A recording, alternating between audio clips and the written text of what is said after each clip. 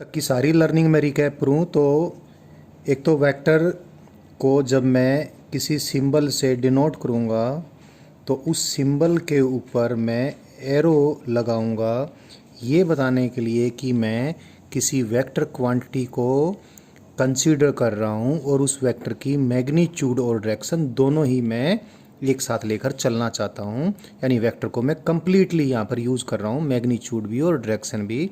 और ये मैंने इस प्रकार से लिखा।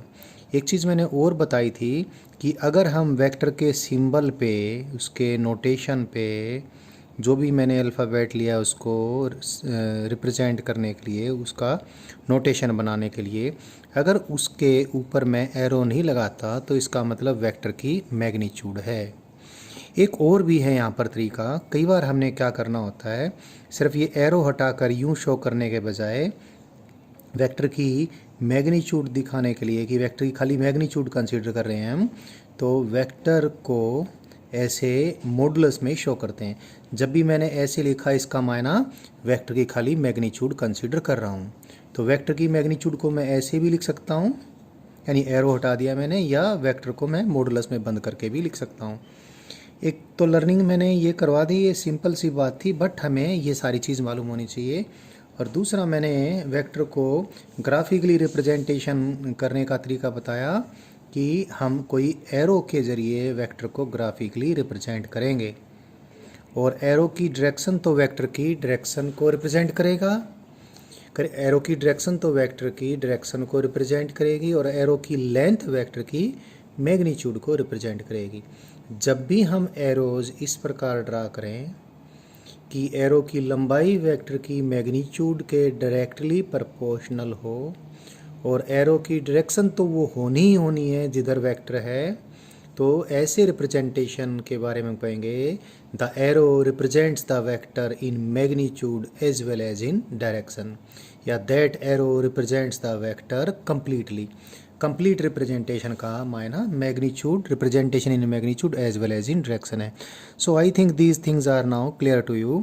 अब मैं आगे वेक्टर्स के बारे में आपको और पढ़ाऊँ उससे पहले हम कुछ पर्टिकुलर फॉर्म ऑफ वेक्टर्स हैं, कुछ पर्टिकुलर टाइप के वेक्टर्स हैं, उनकी थोड़ी नॉलेज हमें हो जाए तो बेहतर है, फिर हम आगे ठीक से जान पाएंगे। तो कुछ पर्टिकुलर वेक्टर्स हैं जो हमें जान लेने चाहिए। कुछ वेक्टर्स के बारे में हमारी अंडरस्टैंडिंग भी और ज़्यादा हो जाएगी। For example, first I teach you what is a position vector.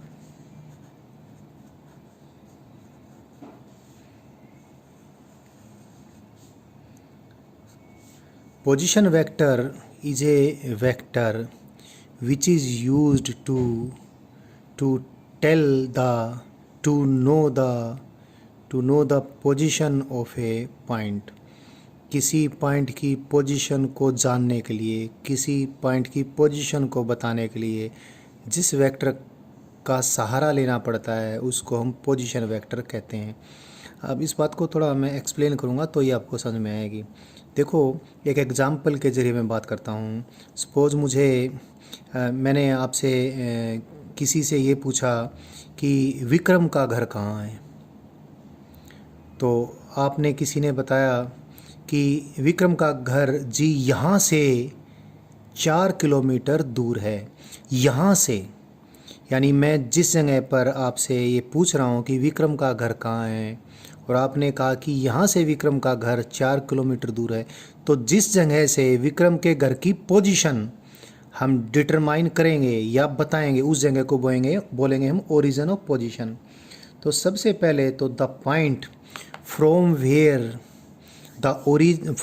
The position of different points are determined, उस पॉइंट को क्या कहेंगे हम, ओरिजिन ऑफ पोजीशन कहेंगे। और उसको ओरिजिन ऑफ पोजीशन भी कह देते हैं, एक आध बार हम इसको रेफरेंस पॉइंट भी बोल देते हैं। Say this is the reference point O, माने मुझे यहाँ से पता करना है कि विक्रम का घर कहाँ है। तो मैंने जिससे पूछा कि भाई बताओ मुझे विक्रम का घर यहाँ से जहाँ पर मैं खड़ा हूँ, यहाँ पर या फिर जहाँ पर वो बंदा खड़ा है जिससे मैं पूछ रहा हूँ, तो इस जगह से, जिसको मैंने क्या कहा, ओरिजिन ऑफ पोजीशन का, इस जगह से मुझे विक्रम के घर की पोजीशन की जानकारी चाहिए। और मेरे को बताने वाले ने ये कह दिया जी विक्रम का घर यहाँ से 4 किलोमीटर दूर है। तो क्या इस इन्फॉर्मेशन को यूज़ करके मैं विक्रम के घर पहुँच सकता हूँ क्या? सपोज़ यहाँ पर कोई गलियाँ नहीं हैं, ये बिल्कुल सपाट ग्राउंड है, बिल्कुल बीच में कोई बाधा नहीं है। तो क्या मैं विक्रम का घर इस जानकारी से पहुँच पाऊँगा? आप सोच के देखें, नहीं पहुँच पाऊँगा। क्यों? 4 किलोमीटर दूर अगर मैं इधर चला गया तो यहाँ पर आऊँगा, और हो सकता है यहाँ पर विक्रम के घर के बजाय किसी ऐसे आदमी का घर है जो मेरा दुश्मन है और वो मेरे को देखते ही मेरे को मार देता है। तो अगर मैं 4 किलोमीटर दूर इधर चला गया तो बात ख़त्म।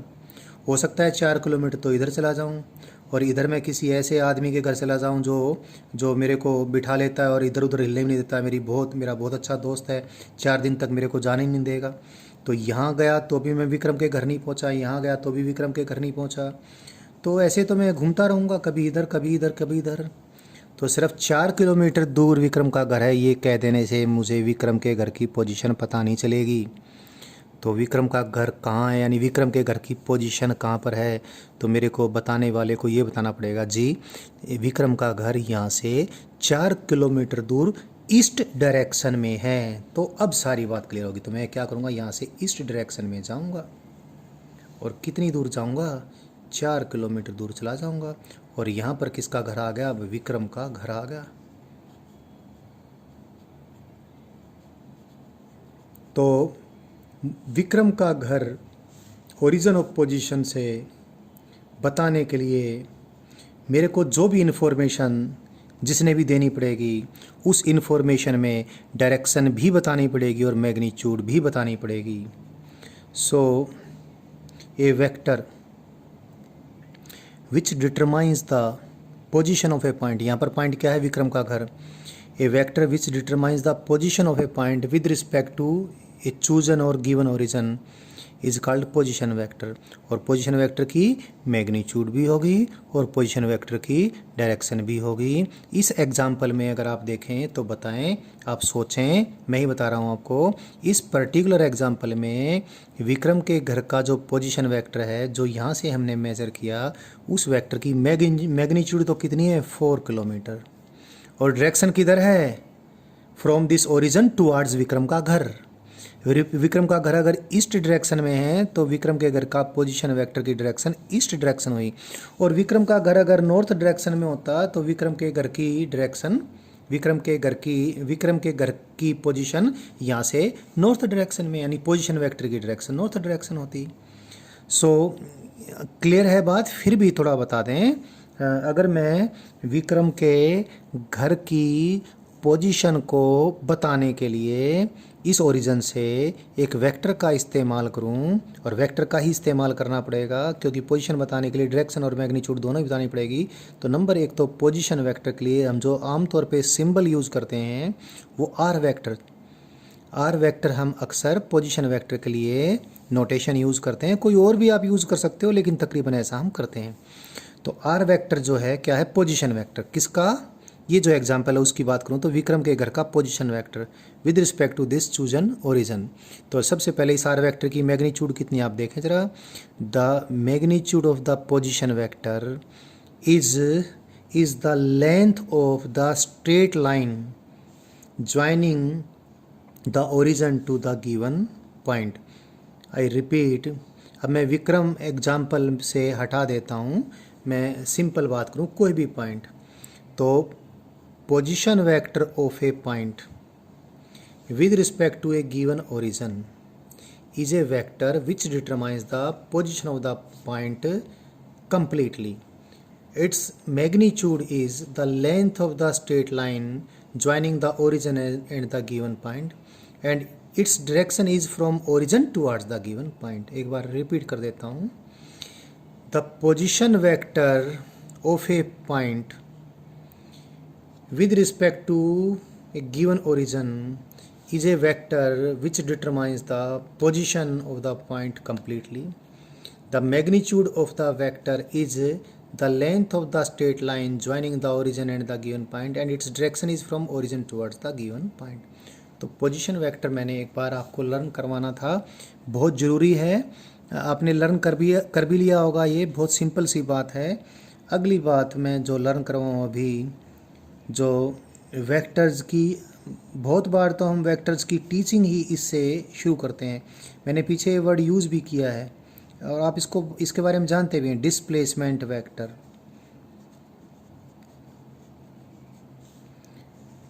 डिस्प्लेसमेंट वेक्टर यानी प्लेस कितना बदलता है, पोजीशन कितनी चेंज होती है, वो डिस्प्लेसमेंट वेक्टर होता है। अभी बात क्लियर हो जाएगी। डिस्प्लेसमेंट वेक्टर को हिंदी में विस्थापन बोलते हैं और ये बेहतर है।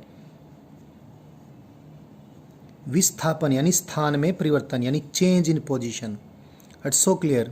डिस्प्लेसमेंट में भी इस प्रकार की बात आ जाती है। एक बार समझ लें ज़रा। सपोज आप में से कोई बच्चा है जिसका नाम सचिन है। सचिन किसी समय यहाँ पर था और फिर सचिन कुछ देर बाद यहाँ पहुँच गया। ये सचिन की इनिशियल पोजीशन, ये सचिन की फाइनल पोजीशन है। सचिन क्या पता किस रास्ते से गया, हो सकता है ये ऐसे गया हो, गलियाँ ये थी जिनमें से उसको होकर जाना था, या कभी इस गली के अंदर ऐसे लोग थे जो सचिन को अच्छे नहीं लगते, तो हो सकता है सचिन इस गली से होता हुआ यूं चला जाए। This is the first position, initial position of Sachin. This is the final position of Sachin. So the change in the position of the Sachin, Sachin की पोजीशन कितनी चेंज हुई, वो यहाँ से यहाँ तक इतनी चेंज हुई। चाहे वो आसमान से होकर उड़ के जाए, चाहे वो बहुत लंबी चौड़ी गलियों में से जाए, चाहे वो किसी पहाड़ पे चढ़ के पहुँचे, लेकिन ये इसकी इनिशियल पोजीशन थी, ये उसकी फाइनल पोजीशन है। पोजीशन में तो इतना ही बदलाव हुआ। और किस डायरेक्शन में, इसी डायरेक्शन में हो गया। अगर सचिन की ये इनिशियल पोजीशन, ये फाइनल पोजीशन है, तो सचिन यहाँ से इधर गया है, इस डायरेक्शन में गया, यानी कि यहाँ से इधर जाएगा तो बी पर पहुँच जाएगा। तो इतनी सिंपल सा एग्जाम्पल था, उसमें एक बात क्लियर होगी। Displacement vector is a vector used to determine the change in position। Displacement vector एक ऐसा वेक्टर है जो किसी चलते हुए या चलने वाले ऑब्जेक्ट की पोजीशन में बदलाव के बारे में बताएगा। A vector which is use to determine the change in the position. तो अब इस वेक्टर है तो उसकी मैग्नीट्यूड की बात भी करनी पड़ेगी और उसकी डायरेक्शन की भी बात करनी पड़ेगी। मेरे ख्याल से बिल्कुल क्लियर है इस डायग्राम से ही। डिस्प्लेसमेंट वेक्टर की डायरेक्शन तो कौन सी होगी, from initial position towards final position, so obvious. और डिस्प्लेसमेंट वेक्टर की मैग्नीट्यूड, डिस्प्लेसमेंट वेक्टर की मैग्नीट्यूड है length of the straight line joining initial and final position. Initial और फाइनल पोजीशन को ज्वाइन करने वाली जो स्ट्रेट लाइन है, उस स्ट्रेट लाइन की लेंथ तो डिस्प्लेसमेंट वेक्टर की मैग्नीट्यूड है। और डिस्प्लेसमेंट वेक्टर की डायरेक्शन किधर है, इनिशियल पोजीशन से फाइनल पोजीशन की तरफ। अभी आप जैसे लर्निंग करेंगे आपको बात क्लियर हो जाएगी। डिस्प्लेसमेंट, और मैंने अभी बोला भी, डिस्प्लेसमेंट वेक्टर क्या बताएगा, चेंज इन पोजीशन। और पोजीशन के लिए हमने सिंबल लिया है आर वेक्टर। और आपको मैंने लर्निंग करवा रखी है, किसी भी फिजिकल क्वांटिटी में चेंज के लिए हम एक सिंबल का यूज़ करते हैं, डेल्टा। डेल्टा एक्स माने एक्स की final value minus initial value, delta we माने वी की final value minus initial value. तो डिस्प्लेसमेंट वेक्टर यानी final position minus initial position आना है। आप ये समझ जाएंगे आगे, लेकिन फ़िलहाल मैं सिंबल यूज़ करना शुरू कर देता हूँ। तो आमतौर पे डिस्प्लेसमेंट वेक्टर के लिए सिंबल हम क्या यूज़ करते हैं, डेल्टा आर वेक्टर। कोई और symbol A vector, B vector, C vector, ये भी आप यूज़ कर सकते हैं, हम करेंगे भी बल्कि। But the better most of the times जब हम काइनेमेटिक्स आगे मोशन को पढ़ना शुरू करेंगे तो पोजीशन वेक्टर के लिए सिंबल हम आर वेक्टर यूज़ करेंगे और डिस्प्लेसमेंट वेक्टर के लिए सिंबल हम डेल्टा आर वेक्टर यूज़ करेंगे। So I think displacement vector is clear to you.